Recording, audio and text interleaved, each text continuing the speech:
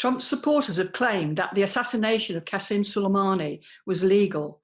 I'd say it was the law of the jungle. That Trump can act with complete disregard for international norms, for Iraq's sovereignty, even for his allies, even for Congress, risking the lives of millions of innocent people. And we've had the tragic deaths of those 176 people in the airliner accident.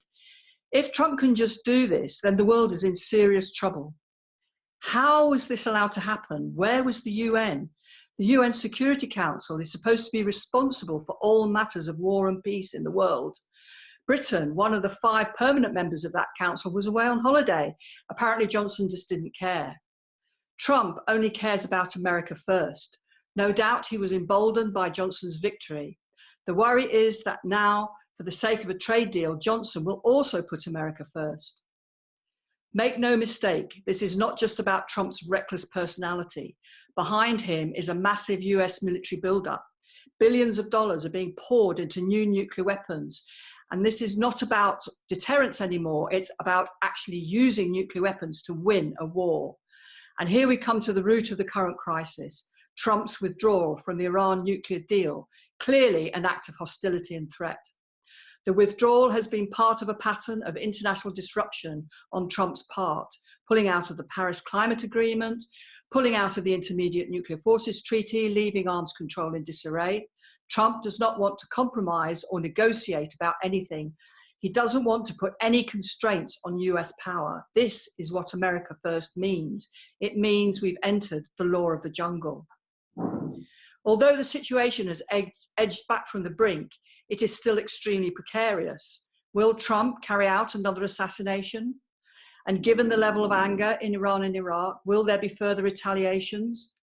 The US now has around 17,000 troops in the region for such eventualities and is calling for NATO support.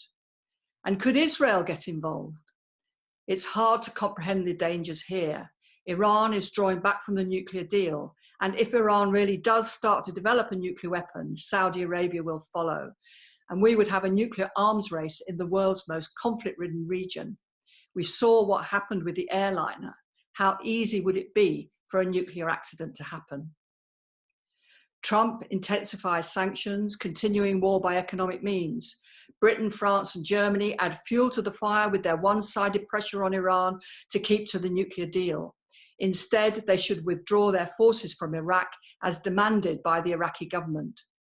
Britain's call for de-escalation is entirely empty without pulling its warships out of the Persian Gulf. We cannot sit around waiting for things to get worse. It is inconceivable that we are running the risk of war when we have just 10 years left to save the planet. The international order is disintegrating, and the only sure way to stop disaster is to build once again a massive mobilization against war. We must stand up to Trump's belligerence. We must stop Boris Johnson turning Britain into the 51st state of the United States. Now is the time for us all to come together, campaigners for peace, social justice, and climate action. We should all reclaim that call of the United Nations 75 years ago. We, the peoples of the world, say no to the scourge of war.